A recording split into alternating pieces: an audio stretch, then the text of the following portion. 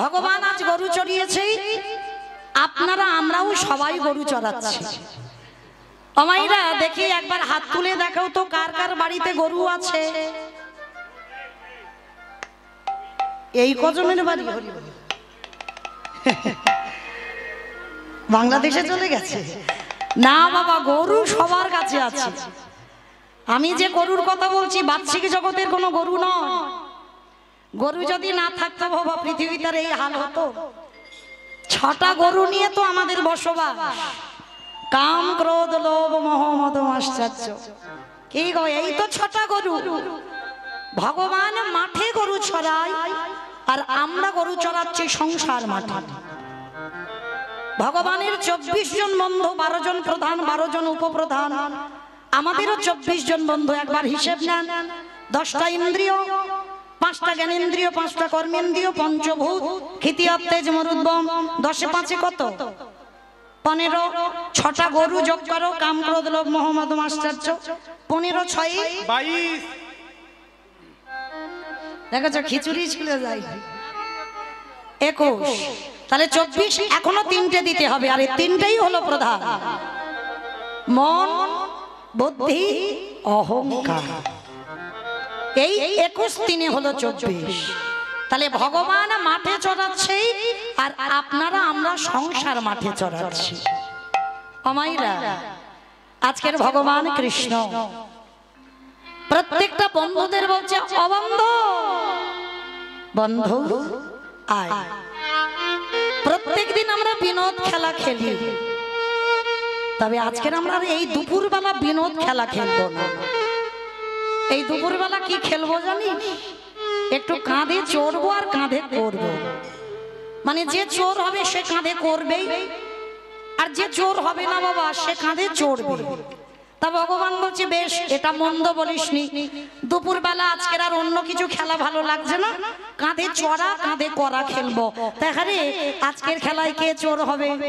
বলে, কেন কানাই, তুই তো রোজ রোজ চোর হোস, তুই আজকে চোর হবি না? রোজ রোজ আমি চোর হই, আজ আমি চোর হব না। আজ তোদের ভিতরে কেউ একজন চোর হ। আমি চোর হব না? এ বলছে আমি চোর হব না, ও বলছে আমি চোর হব না, আর আমার গোবিন্দ জেদ ধরে বসে আছে আজ আমি চোর হব না। তাহলে কি করব বাবা? একটু লটারি হোক। কিরকম? যতজন বন্ধু ততগুলো পাতা, আর তার ভিতরে একটা পাতা ছিদ্র হবে, আর ওই ছেঁড়া পাতা যার ভাগ্যে পড়বে সেই হবে আজকের খেলায় চোর। সমস্ত বন্ধুরা বললেন, এইটা তুই মন্দ বলিসনি, ঠিক আছে কানাই, আজকের আমাদের এই খেলা খেলা হবে। সমস্ত বন্ধুদের চোখ বেঁধে দিয়েছে, পাতা এনেছে, তার ভিতরে একটা পাতা ছিদ্র হলো। সমস্ত বন্ধুরা একটা একটা করে পাতা তুলে নিল, আর আমার গোবিন্দ সবার শেষে পাতাটা তুলেছে। আর যেই না পাতাটা তুলেছে, সবাইকে আমার গোবিন্দ বলছে, নে এবার চোখ দুটো খোল। যেই না বাবা সবাই মিলে চোখ খুলে দেখছে, সবার ভাগ্যে পড়েছে ভালো পাতা, আর আমার গোবিন্দের ভাগ্যে পড়ে গেল ছিদ্র পাতা। আর যেই না দেখেছে গোবিন্দের ভাগ্যে ছেঁড়া পাতা, সবাই মিলে হই হই করে উঠেছে, কানাই চোর, কানাই চোর, কানাই চোর, কানাই চোর। চুপ কর, চুপ কর। কানাই চোর, কানাই চোর বলে দুপুরবেলা লাফাচ্ছে। আমি যে রোজ চুরি করি, আমি কি চুরি করে একা খাই? আমি তো তোদেরকে দিয়ে খাই, লজ্জা করে না? তোরা বলিস দুপুরবেলা অন্ন খেতে চাই, তোদের জন্য ব্রাহ্মণ প্রতিনিধির কাছ থেকে শ্রীরাম সুদামকে পাঠিয়ে ওই যাজ্ঞিক প্রতিনিধির কাছ থেকে অন্ন এনে মধুমঙ্গলকে খাইয়েছি, তার সঙ্গে তোরাও খেলি। ব্রজমাদের ঘরে আমি নবনী চুরি করে এনে তোদেরকে খাওয়াই, কিন্তু বৃন্দাবনে সবাই বলে আমি নাকি চোর। বেশ, আমার কাঁধে চড়বি তো? আয়। সমস্ত বন্ধুদের আমার ভগবান কাঁধে চড়াচ্ছে। আর একজন বন্ধু সবার পিছনে দাঁড়িয়ে আছে। ভগবান ডাক দিচ্ছে, কি রে ও বন্ধু, বন্ধু আয়। এরা সবাই আমার কাঁধে চড়ে নিয়েছে, এবার তুই একা বাকি আছিস, আয় আমার কাঁধে চড়বি না?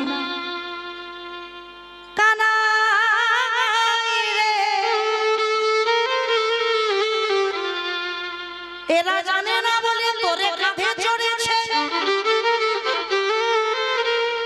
কিন্তু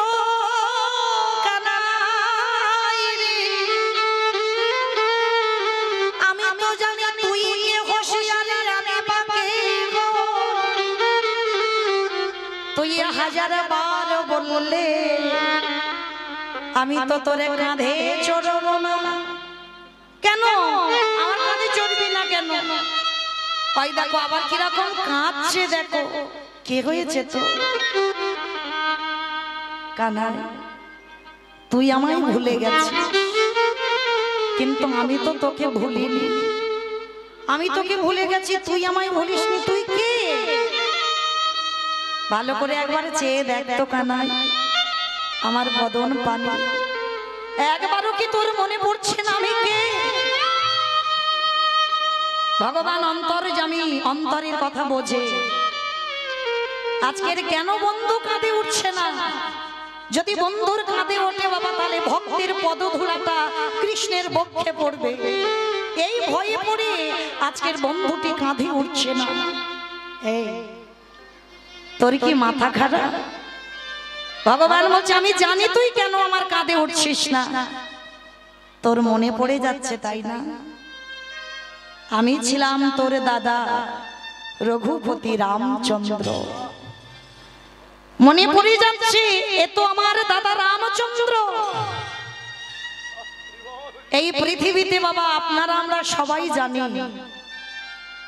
আমার রামচন্দ্রকে সব থেকে বেশি লক্ষণ ভালোবেসেছিল। কেন? রাম যখন বনবাসী হয়, তার সঙ্গে বাবা লক্ষণও বনবাসে গিয়েছিল। এই রকম ভাইকে পৃথিবীতে দেখা যায় বড় দুর্লভ বাবা।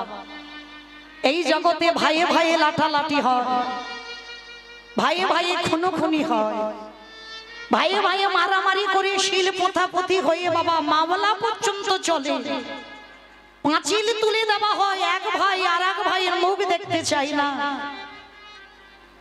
কিন্তু বাবা আজকে যার কথা শুনবো, যে বন্ধুর কথা শুনবো, এরা এমন ভাই নয়, একেবারে আলাদা ভাই ছিল।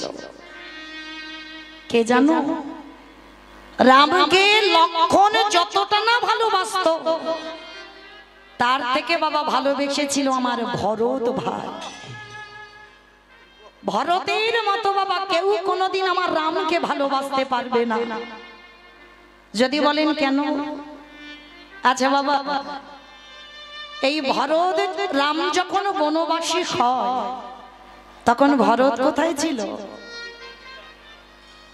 মামার বাড়ি। মামার বাড়ি থেকে ফিরে এসে কইকেয়ীর দাসী ছিল মন্থরা। মন্থরাকে প্রশ্ন করেছিল, মন্থরা আমার জ্যেষ্ঠ দাদা কোথায়? কথাটা শুনে বলেছিল, ওরে তোর জ্যেষ্ঠ দাদা পিতৃসত্য পালনার্থে তোর মা কইকেয়ীর কথা রাখতে সে হয়ে গেছে 14 বৎসরের জন্য বনবাস। বিনা মেঘে যেন বজ্রাঘাত পড়ল ভরতের মাথায়। মন্থরা, আমার ভাই আমাকে না বলে যেতে পারে না। সেই দিন 3টে মাকে নিয়ে রামের সঙ্গে দেখা করতে গিয়েছিল ভরত। আর যেই না রামচন্দ্র দেখেছে, আমার রামচন্দ্র দেখে বলছে, ভরত কেন এসেছিস? ফিরে যা, তুই শুনিস আমি পিতৃসত্য পালনার্থে বনবাস, তোর মা কইকেয়ীর কথা রাখতে বনবাস, চলে যা। কেন এসেছিস? ভরত বলছে, দাদা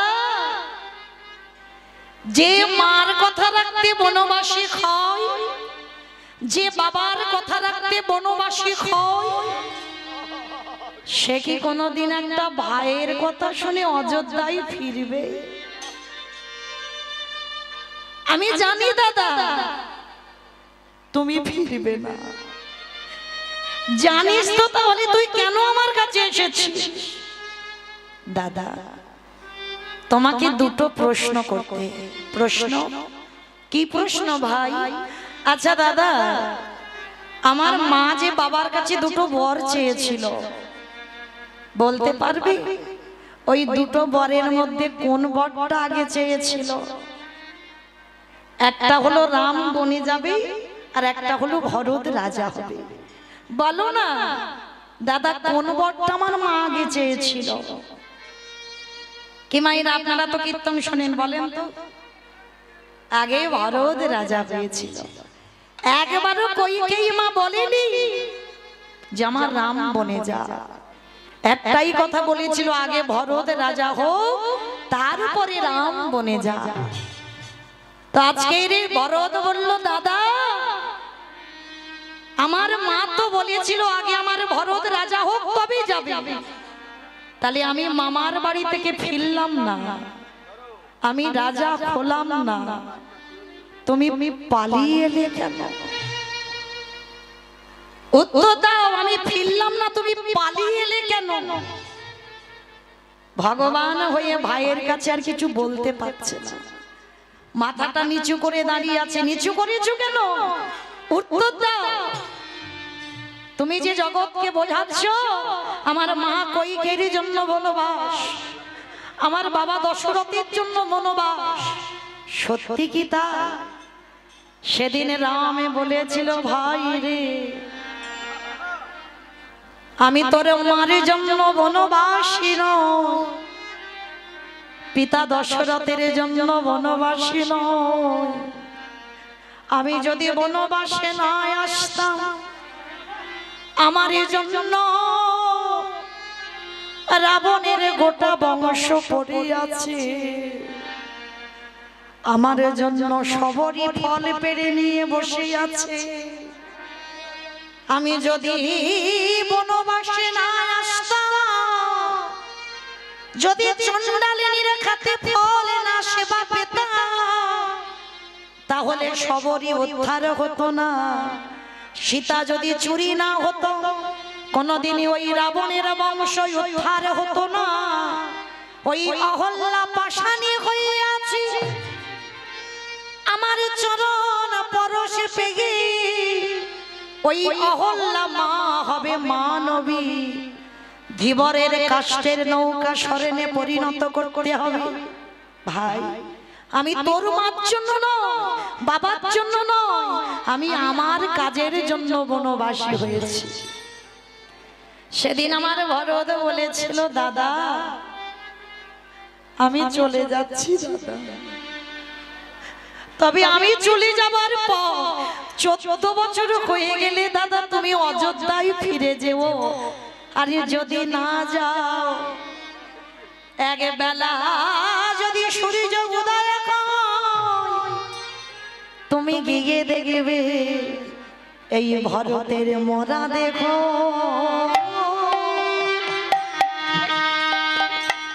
দেখো করে আছে।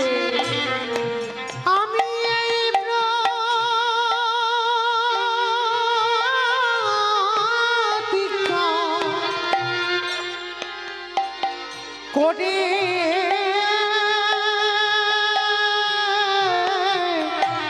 করে গেলাম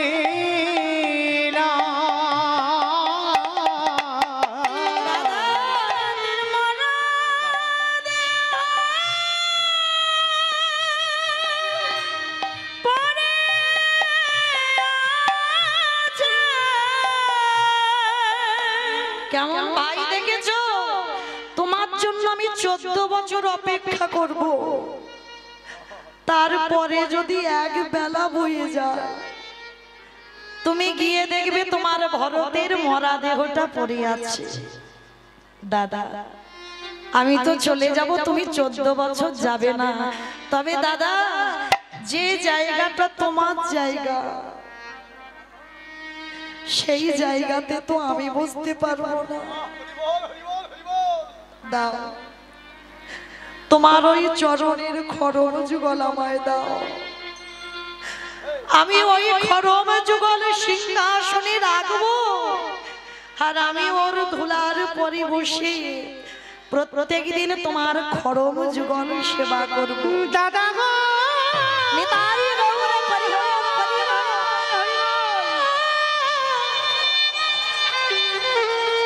তোমার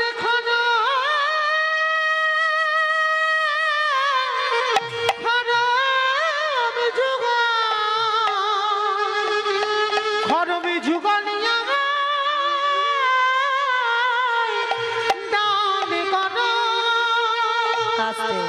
সেদিন আমার রামচন্দ্র বলেছিল, ভরত আমি কথা দিলাম এই যে 14 বছর খড়ম সেবা করি আমাকে ঋণী করে দিলি, তোর এই ঋণ আমি শোধ করব।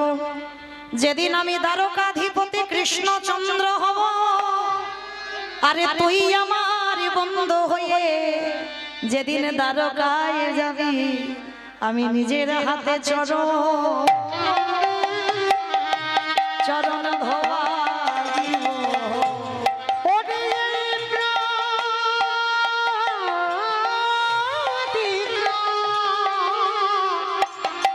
প্রতিজ্ঞা করতে গেলাম, আমি নিজের হাতে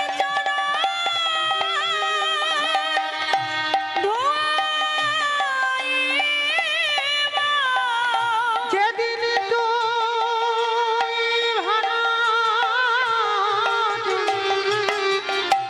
ওই দ্বারকা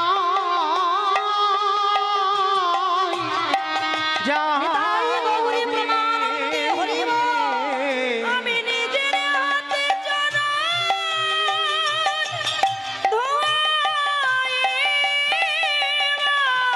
ভারতী রে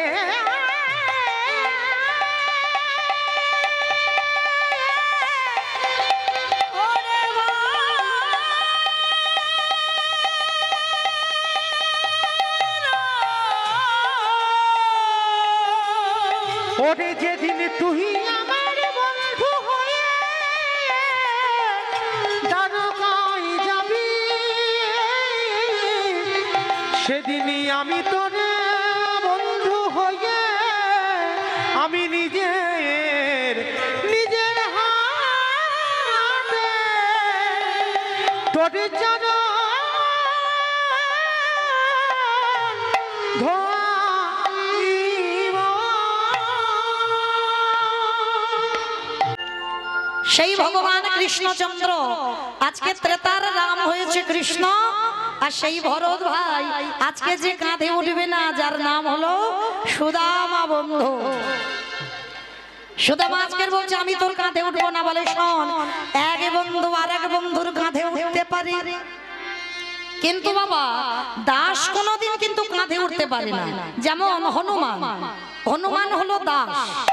দেখবেন বাবা হনুমান রাম লক্ষ্মণকে কাঁধে নিয়ে বেরিয়েছে, কিন্তু রাম লক্ষ্মণ কোনোদিন হনুমানকে কাঁধে চড়ায়নি, কারণ হনুমান দাস ছিল, বন্ধু নয়। কিন্তু বাবা আজকে সুদামাকে বলছে তুই তোমার বন্ধু, তুই আমার কাঁধে উঠতে পারিস। ও এইবারে যেই না সুদামা কাঁধে উঠেছে, সুদামার চরণ দুটো কৃষ্ণের বক্ষ কমলে পড়েছে, আরে যেই না বক্ষ পরি পড়েছে, বলি আরে তো চরণ ছাড়ব না,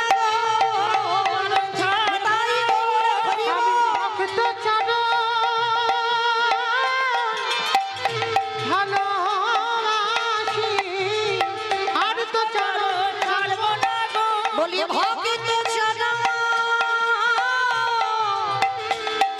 ভালোবাসি, বলি আর তো চরণ ছাড়ব না। কি সুন্দর আনন্দের খেলা খেলছিল। খেলতে খেলতে বাবা দেখতে দেখতেই যে যার ঘরে ফিরে গেল, আর যেই না ঘরে ফিরে গেল শ্যামলী ধবলী কালী কমলী মঙ্গলী সবাই একে একে ঘরে ফিরছে। বাবা এগুলো ভগবানের গরুগুলোর নাম। দুগ্ধ প্লাবী পড়ে বাঁধে প্রেমের তরঙ্গ ওঠে, আছি দুগ্ধ প্লাবী পরে বাটে ওই না প্রেমের তরঙ্গ ওঠে স্নেহে গভীর স্বামী অঙ্গ চাঁদে, স্নেহে গভীর শ্যামে অঙ্গ চাঁদে, স্নেহে গভীর স্বামী অঙ্গ চাটে স্নেহে গভীর স্বামী অঙ্গ চাটে দুগ্ধ প্লাবী পরে বাটে প্রেমের তরঙ্গ ওঠে দুগ্ধ প্লাবী পরে বাটে তাই গৌর হরি বল, হরি বল, হরি বল। ওঠে যে যার ধবলি সবলি কালী কমলি সব চলে গেল। আর যখনই সবাই চলে গেল না, এইবার কিছুদিন পর কৃষ্ণ বলরামেরা সন্দীপনী মনির আশ্রমে পড়াশোনার জন্য গেছে। ছোট্ট সুদামা মাকে বলছে, ও মা, আমিও যাব পড়াশোনা করতে। মা বলছে, শোন বাবা, তুই তো আমার একমাত্র নয়নের মন, তুই তো আমার একমাত্র বুকের ধর। তবে শোন বাবা, যাবি যা, তবে দেরি করবি না, পড়াশোনা শেষ করে তুই চলে আসবি, কেমন? ঠিক আছে মা, আমি পড়াশোনা শেষ করেই আমি চলে আসব। ছোট্ট ছেলেটাকে বলছে, শোন, যাবার সময় একটা নাম করতে যেন বলিস না। ও মাইরা, গুরু কৃপা না হলে তো গোবিন্দ কৃপা হয় না। তো যারা যারা গুরু আশ্রয় করেছেন আর যারা করেননি, এবার সবাই দেখি একবার হাত তোলেন তো দেখি একবার, প্রত্যেকে তালে তালে করো, তালি দেবেন, কেমন? জয় গুরু, জয় গুরু, জয় গুরু জয়, তুমি গুরু মাতা পিতা, তুমি সর্বময়। সবাই সবাই গুরু জয় গুরু জয়, তুমি গুরু মাতা পিতা, তুমি সর্বময়। হরি জয় গুরু জয় গুরু জয় গুরু জয়, তুমি গুরু মাতা পিতা তুমি সর্বময়। যেই নামে সেই কৃষ্ণ ভজ নিষ্ঠা করি, নামের সহিতে আছে আপনি শ্রী করি। ও জয় গুরু শ্রী কৃষ্ণ ভজ নিষ্ঠা করে, নামের সহিত আছেন আপনি শ্রী হরে। আজি জয় গুরু জয় গুরু জয় গুরু জয়, তাই গৌরী তুমি গুরু মাতা পিতা তুমি সর্বময়, তুমি গুরু মাতা পিতা তুমি সর্বময়। ছোট্ট সুদামা গুরু আশ্রমে গিয়ে আশ্রয় পেয়ে গেল। আর যেই না গুরু আশ্রমে আশ্রয় পেয়েছে, ওই গুরুমার একটা সন্তান ছিল, আজ থেকে 5 বছর আগে বাবা জলে ডুবে মারা গেছে। আর এই সুদামার মধুমঙ্গল এরা একই রকমের দেখতে। গুরুমা মহামায়া ছুটতে ছুটতে এসে ওই সুদামাকে সন্তান ভেবে সুদামাকে বক্ষে জড়িয়ে ধরে বলল, সুদামা, সুদামা, আজকে থেকে আর আমি কাঁদবো না, তুই হলি আমার হারিয়ে যাওয়া সন্তান, তুই হলি আমার নয়নের মনি। আই বাবা, আশ্রমে স্থান পেল কৃষ্ণ বলরাম সুদামা সবাই একসঙ্গে। কিন্তু বাবা, ভগবান তো সর্বদাই ভক্তকে যাচাই করে দেখে, দেখে না? শেখরা যেমন সোনাকে কোষ্টি পাথরে ঘষে নেয়, এটা আসল সোনা না নকল সোনা, আমার ভগবানও ভক্তদের ঘষে মেজে দেখে নেয়, এটা আসল ভক্ত না নকল ভক্ত। আজকের ভক্ত বাৎসল্য ভগবান মনে মনে ভাবলো, সুদামা, আজ আমি দেখবো তুমি আমায় কতটা ভালোবাসো। হঠাৎ আমার কৃষ্ণ সুদামার কাছে গিয়ে বলছে, সুদামা, ও সুদামা, একটা কথা বলবো? বল কৃষ্ণ। আচ্ছা, তুই আমায় কতটা ভালোবাসিস? কৃষ্ণ, তোর জন্য তুই যদি বলিস জীবনটা দিয়ে দিতে, আমি হাসতে হাসতে তোর জন্য জীবনটাও দিয়ে দিতে পারি। ও, তার মানে তুই আমায় জীবন দিয়ে ভালোবাসিস? ওই সুদামা, জানিস আমার না একটু নাড়ু খেতে ইচ্ছে হয়েছে। নাড়ু? আমি নাড়ু কোথায় পাবো এই রাত্রিবেলা? শোন, সকাল হলে গুরুমাকে বলবো তোর জন্য নাড়ু বানিয়ে দিতে।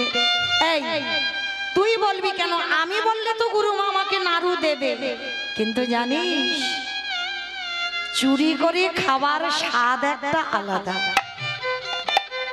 চুরি করে খেলে যে আনন্দটা হয় সেটা চেয়ে খেলে আনন্দটা হয় না। ওই জন্য আমার ইচ্ছা, জানা গুরুমা রান্নাঘরে নাড়ু তৈরি করে রেখেছে, তুই আমার জন্য দুটো নাড়ু চুরি করে আন। চুরি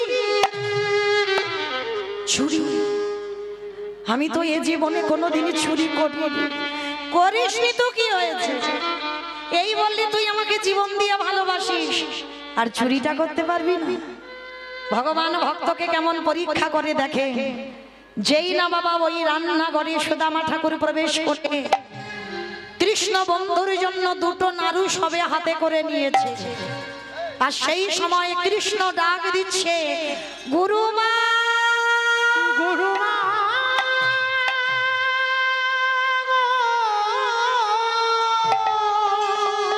গুরুমা, তুমি তো রোজ রোজ বলো তোমার কৃষ্ণ নাকি চোর, তোমার কৃষ্ণ নাকি চুরি করে, তুমি তো বলো।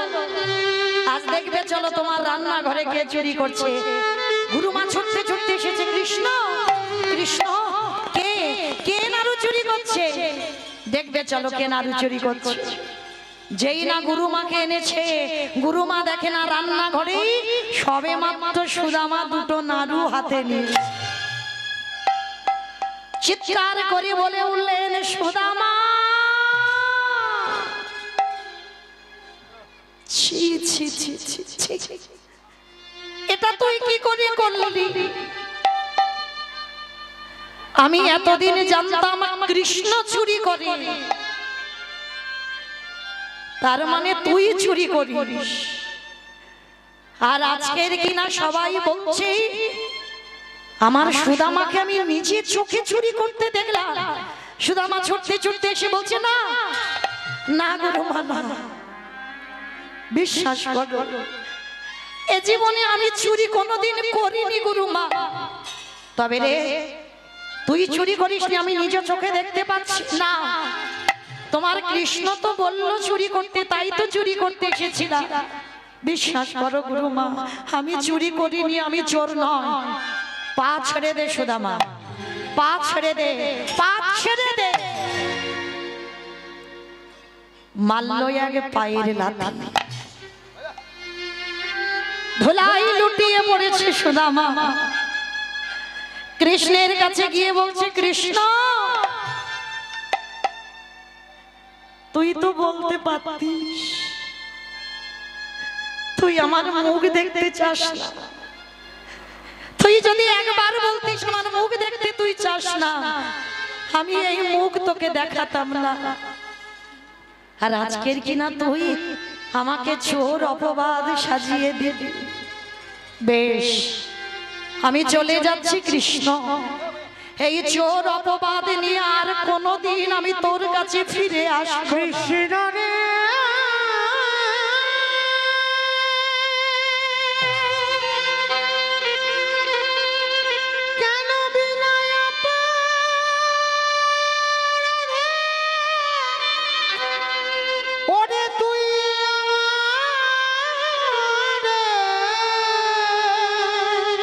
কৃষ্ণ তুই আমার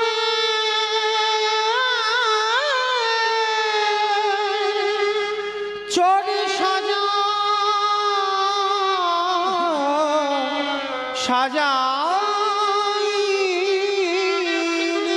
আমি চুরি করিনি, তবু তুই আমাকে বললি চোর। নাড়ু দুটো নিয়ে ছুটতে ছুটতে যমুনার ঘাটে গিয়ে দাঁড়িয়েছে সুদামার চোখের জল।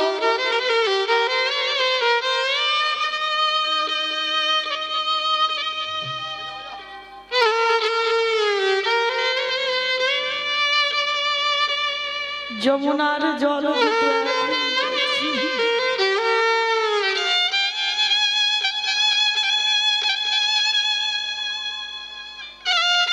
সুদামা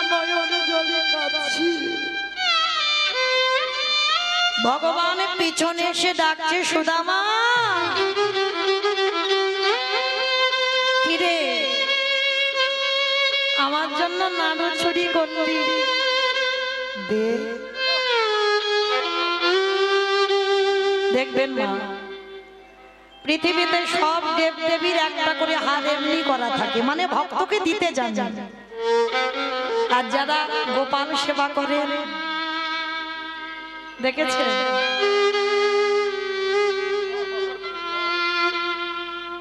ও শুধু নিতে জানে। ভগবান এসে বলছে, কি রে সুদামা, আমার জন্য তুই চুরি করলি, আমাকে দিবি না? সুদামা পিছনে তাকিয়ে দেখছে কৃষ্ণ দাঁড়িয়ে আছে। বাবা যেন কিছু জেনে জানে না, গুরুমার কাছে চোর করে ধরিয়ে দিল যেন কিচ্ছু জানে না। কি রে আমার জন্য চুরি করলি আর দিবি না? না, দেব না। চোর সাজাবার সময় তোর মনে ছিল না, আর আমার কাছে তুই খেতে চাইছিস, আমি তোকে দেব না, দেব না, দেব না। দে না, আমি চাইছি, দে না। আচ্ছা ঠিক আছে, দুটো নাড়ু চুরি করেছিস, একটা আমায় দে, একটা তুই রাখ। না, দেব না। হাজার বারো বললে আমি তোকে দেব না বলেছি তো দেব না। ভগবান বলল, আমি হাত পেতে চাইছি, তুই দিবি না। তবে আমি হাত পেতে চাইলাম, তুই দিলি না। আমিও তোর কাছে প্রতিজ্ঞা করলাম, জীবনে তুই যতদিন না আমার কাছে হাত পেতে চাইবি, আমিও তোকে জীবনে কোনোদিন কিছু দেব না, দেব না, দেব না। যেই নাম প্রতিজ্ঞা করলো কৃষ্ণ না চাইলে দেবে না। সুদামা বলল, কৃষ্ণ রে, সাক্ষী রইল যমুনার জল, সাক্ষী রইল তরুলতা গুল্ম, সবাইকে সাক্ষী রেখে তোর চরণ ছুঁয়ে প্রতিজ্ঞা করলাম, যদি আমার মরণ হয়ে যায়, আমি জীবনে তোর কাছে হাত পেতে কিছু চাইব না।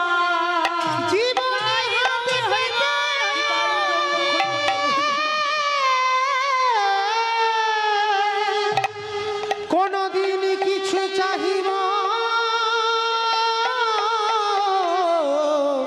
চাহিব না রে। যেই না দুজন দুজনের কাছে প্রতিজ্ঞাবদ্ধ, কৃষ্ণ বলল না চাইলে দেবে না। সুদামা বলল, যদি মরেও যাই তোর কাছে হাত পাতবো না। মাগো, আমিও আপনাদের চরণ ধরে বলে যাই, চাইলে কম পড়ে যায়, আর না চাইতে এত কিছু দেয়, এত কিছু দেয় যে রাখবারে জায়গা